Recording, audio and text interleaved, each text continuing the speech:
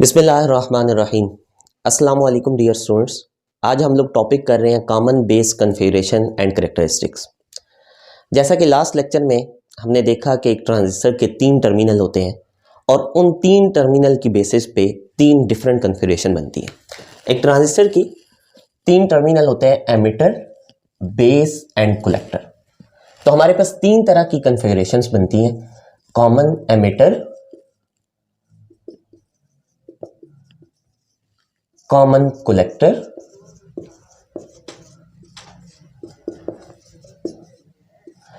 And common base. आज हम detail discuss करेंगे अबाउट कॉमन बेस। तो सबसे पहले ये जानते हैं कि कॉमन बेस की सर्किट डायग्राम कैसे बनाते हैं, उसके अंदर कौन कौन से कंपोनेंट यूज करते हैं, फिर वो कैसे परफॉर्म करता है, कैसा बिहेव करता है, देन हम वो देखेंगे। सो हमारे पास स्टूडेंट ये एक ट्रांजिस्टर है, एनपीएन ट्रांजिस्टर। आपके पास ये एरो आउटवर्ड है जो ये शो कर रहा है कि आपके पास एनपीएन ट्रांजिस्टर है, और जिस लेग के ऊपर एरो है वो ये शो कर रही है कि वो है एमिटर, और ये सेंट्रल लेग आपके पास क्या है, बेस, और ये आपके पास क्या है, कलेक्टर। सो हमने क्या करना है कि हमने इस बेस को इनपुट लूप के साथ भी कनेक्ट करना है और इस बेस को आउटपुट लूप के साथ भी कनेक्ट करना है। यानी बेस को हम एमिटर के साथ भी कनेक्ट करेंगे और बेस को हम कलेक्टर के साथ भी कनेक्ट करेंगे। स्टूडेंट एज यू नो कि हमेशा एमिटर साइड जो है वो आपके पास क्या होती है, फॉरवर्ड बायस होती है, और कलेक्टर साइड क्या होती है, हमेशा रिवर्स बायस होती है। सो सबसे पहले मैं एमिटर के साथ एक रेजिस्टेंस कनेक्ट करूंगा जिसे हम नाम देंगे RE का विद रिस्पेक्ट टू एमिटर। अब हमें एमिटर को फॉरवर्ड बायस कनेक्ट करना है, सो हम क्या करेंगे कि N साइड को बैटरी के नेगेटिव टर्मिनल के साथ और P साइड को यानी बेस को हम क्या करेंगे, पॉजिटिव टर्मिनल के साथ कनेक्ट करेंगे। और ये जो बैटरी हम यहाँ पे लगाएंगे, ये चूंकि एमिटर के साथ कनेक्टेड है तो हम इसे क्या नाम दे देंगे, VEE या VEE का नाम देंगे। इसी तरह से हमने क्या करना है कि आउटपुट लूप को भी एक रेजिस्टेंस प्रोवाइड करनी है जिसे हम RC का नाम देंगे, क्योंकि वो कलेक्टर के साथ कनेक्टेड है, और समटाइम इसे RL या लोड रेजिस्टेंस का नाम भी दिया जाता है। अब हमें पता है कि कलेक्टर लूप हमेशा क्या होता है, हमारे पास रिवर्स बायस होता है। सो कलेक्टर हमारे पास N साइड है, तो N साइड को हम क्या करेंगे, बैटरी के पॉजिटिव टर्मिनल के साथ, और बेस जो कि P साइड है इसको हम किससे कनेक्ट करेंगे, नेगेटिव टर्मिनल ऑफ बैटरी के साथ। सो हमारे पास ये लूप क्या है, रिवर्स बायस, और ये लूप आपके पास क्या है, फॉरवर्ड बायस। ओके, अब स्टूडेंट इसमें देखेंगे कि हमारे पास करंट जो है वो किस डायरेक्शन में फ्लो करेगा। तो आपको पता है कि करंट हमेशा बैटरी के पॉजिटिव टर्मिनल से नेगेटिव टर्मिनल की तरफ फ्लो करता है। सो यूं हमारे पास ये एंटी क्लॉकवाइज इनपुट लूप के अंदर करंट फ्लो करेगा। इसी तरह से अगर हम आउटपुट लूप की बात करें तो आउटपुट लूप में हमारे पास अगेन बैटरी के पॉजिटिव टर्मिनल से नेगेटिव टर्मिनल की तरफ करंट फ्लो करेगा, और ये भी हमारे पास क्या होगा, एंटी क्लॉकवाइज होगा। अब स्टूडेंट हम ये समझते हैं कि जब हम ये बैटरीज कनेक्ट कर देते हैं तो हमारे पास इन एक्चुअल यहां पे इलेक्ट्रॉन्स की मोशन कैसे होती है और करंट फ्लो कैसे करता है। सो सबसे पहली बात मैंने यहां पे एमिटर, ये बेस और ये कलेक्टर रीजन बनाया है। आपको पता है कि बेस रीजन सबसे छोटा होता है हमेशा, एमिटर रीजन इंटरमीडिएट होता है और कलेक्टर रीजन सबसे बड़ा होता है। और एमिटर के अंदर नंबर ऑफ चार्ज कैरियर सबसे ज्यादा होते हैं, यानी ये एमिटर एमिट करता है बेसिकली इलेक्ट्रॉन्स को, ये डोनर होता है तो इसके पास मैक्सिमम नंबर ऑफ इलेक्ट्रॉन्स होते हैं। और कलेक्टर के अंदर एमिटर की निस्बत आपके पास इलेक्ट्रॉन्स कम होते हैं, और बेस चूंकि P रीजन है तो इसके अंदर हमारे पास क्या होते हैं, होल्स। ये जो आपको शेडेड रीजन नजर आ रहा है ये बेसिकली आपके पास जंक्शन रीजन है। सो स्टूडेंट सबसे पहली बात कि जो बैटरी आपके पास एमिटर के साथ कनेक्टेड होती है, दैट इज VEE, ये हमेशा आपके पास लेस होती है किससे, VCC से। VEE is always very very less than VCC, यानी इसका पोटेंशियल हमेशा क्या होता है, कम होता है। तो जैसे ही आप इसको कनेक्ट करते हैं तो आपको पता है कि एमिटर लूप क्या है, फॉरवर्ड बायस है। ये जो आपको शेडेड रीजन यहाँ पे नजर आ रहा है ये बेसिकली जंक्शन रीजन है। सो जैसे ही आप इसको फॉरवर्ड कनेक्ट करते हैं तो ये जो जंक्शन है ये आपके पास रिड्यूस होना स्टार्ट हो जाता है, और ये जो जंक्शन है ये आपके पास क्या होना शुरू हो जाता है, इंक्रीज होना स्टार्ट हो जाता है, क्योंकि ये आपके पास रिवर्स बायस लूप है। सो इलेक्ट्रॉन क्या होता है कि जैसे ये बैटरी आप लगाते हैं तो इलेक्ट्रॉन यहां से जंप करना, यानी ये नेगेटिव पोटेंशियल इन इलेक्ट्रॉन्स को पुश करता है, और इलेक्ट्रॉन यहां से जंप करना स्टार्ट करते हैं टुवर्ड बेस रीजन। अब बेस रीजन में बहुत ही माइन्यूट आपके पास नंबर ऑफ होल्स है। सो कुछ इलेक्ट्रॉन्स यहाँ से जंप करते हैं और इन होल्स को फिल करते हैं, और फिल करने के बाद वो टूवर्ड बेस जाना स्टार्ट कर देते हैं, यानी toward this battery, toward this positive terminal वो जाना स्टार्ट कर देते हैं। और बाकी जो इलेक्ट्रॉन्स होते हैं वो डायरेक्टली यहां से इस बेस रीजन से पास आउट होते हुए टूवर्ड कलेक्टर जाते हैं।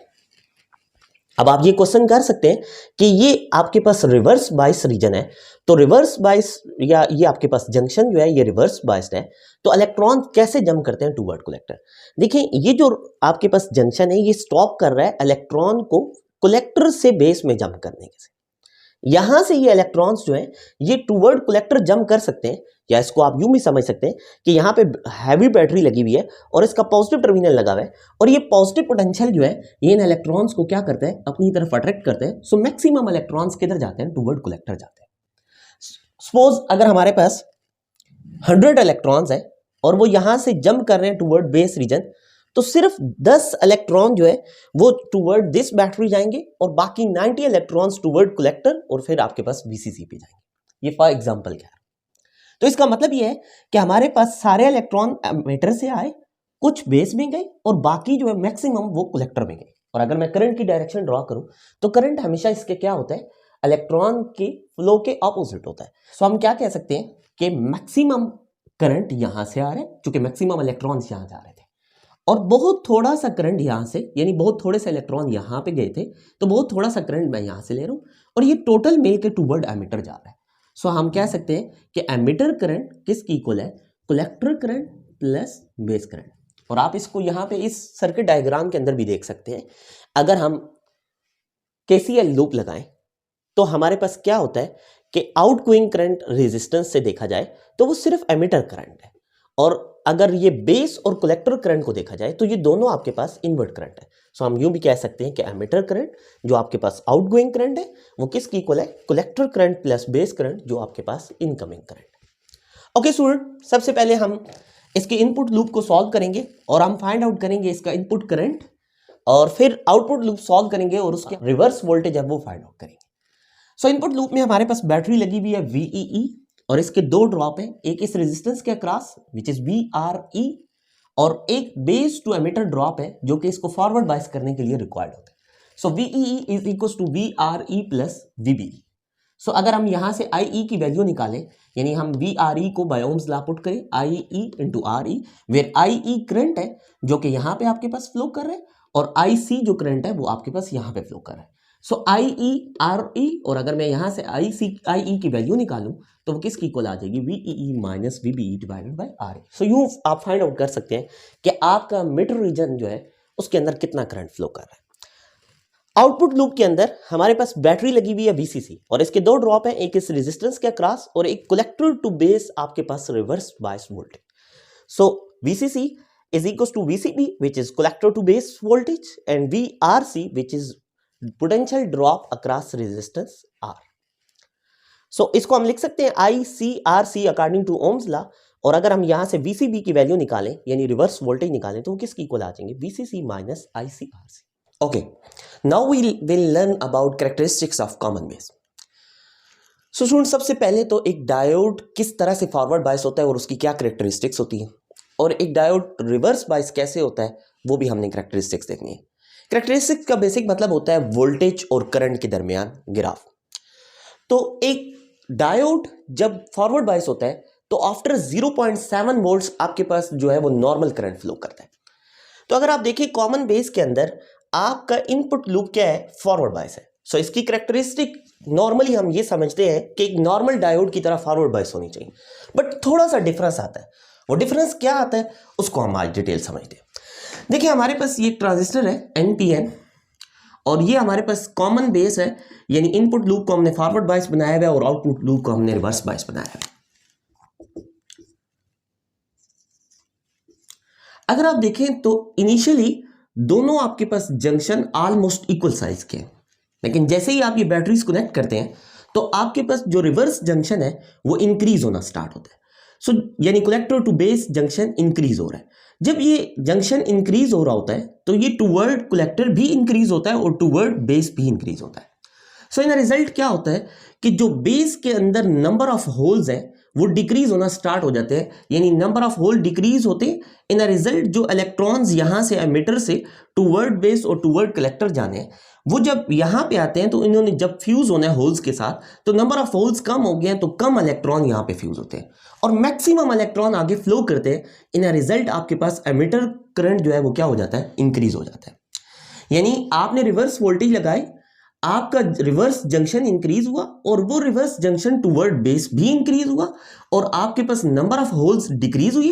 सो नंबर ऑफ होल डिक्रीज होने की वजह से आपके पास जो इलेक्ट्रॉन्स हैं वो मैक्सिमम फ्लो कर रहे हैं और एमिटर करंट आपके पास क्या हो रहा है, इंक्रीज हो रहा है। सो अगर हम इनपुट कैरेक्टरिस्टिक्स को देखते हैं, ये हमारी इनपुट वोल्टेज है VBE और इनपुट करंट है IE। अगर हम रिवर्स वोल्टेज जीरो रखते हैं यानी VCB इक्वल्स टू जीरो, तो हमारे पास नॉर्मल कैरेक्टरिस्टिक्स हैं। जैसे हमारे पास एक सिंपल डायोड की फॉरवर्ड बायस होती है, यानी आफ्टर 0.7 उसने क्या हो जाना है, फॉरवर्ड बायस हो जाना है।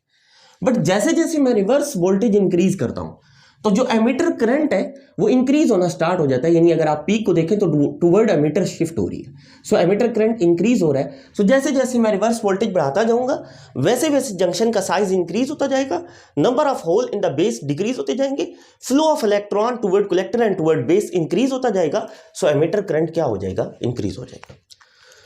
सो अब हम देखते हैं output characteristics. Output characteristic normally हमारे पास एक सिंपल डायोड की तरह रिवर्स बायस कैरेक्टरिस्टिक्स है, बट इसमें कुछ चीजें जो हमने ऐड करनी है। सबसे पहली बात कि हमने देखा है कि एमिटर करंट जो है वो कलेक्टर करंट और बेस करंट के इक्वल होता है, यानी मैक्सिमम इलेक्ट्रॉन्स जो हैं वो सारे यहां से आते हैं, कुछ इलेक्ट्रॉन टुवर्ड बेस जाते थे और कुछ इलेक्ट्रॉन टुवर्ड कलेक्टर जाते थे। और नेट करंट की अगर हम बात करें तो कुछ करंट कलेक्टर से, कुछ बेस से, और हम सारे को ड्रॉ करते थे टुवर्ड एमिटर। सो हमारा करंट जो है वो एमिटर करंट के इक्वल होता है कलेक्टर और बेस का। सो कभी भी कलेक्टर करंट जो है वो एमिटर के करंट से एक्सीड नहीं कर सकता। सो हम सबसे पहले क्या करते हैं कि एमिटर की रेफरेंस लाइन बना लेते हैं। Emitter 5 milli ampere, emitter 10 milli ampere और एमिटर करंट 0।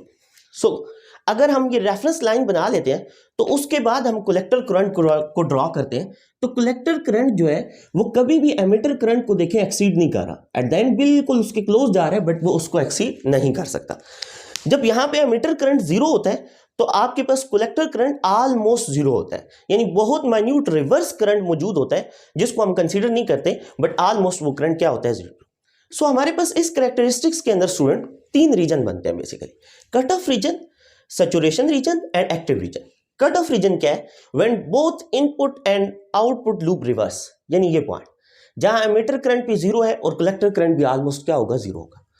उसके बाद आता है आपके पास सैचुरेशन रीजन, बोथ फॉरवर्ड, यानी अगर आप देखें नॉर्मली आपका आउटपुट रिवर्स बायस है, सो ये वोल्टेज जो है ये आपके पास रिवर्स वोल्टेज है। हाँ, अगर मैं इसको पॉजिटिव वोल्टेज बना दूं, यानी इसको मैं इस तरफ ले आऊं, तो इन रिजल्ट आप देखेंगे कि आपका जो करंट है वो शार्पली डिक्रीज करता है टुवर्ड 0। यानी जब बोथ फॉरवर्ड बायस होंगे तो उस टाइम पे आपके पास क्या है, सैचुरेशन है। सो ये जो रीजन है ये आपके पास क्या कहलाता है, सैचुरेशन रीजन कहलाता है।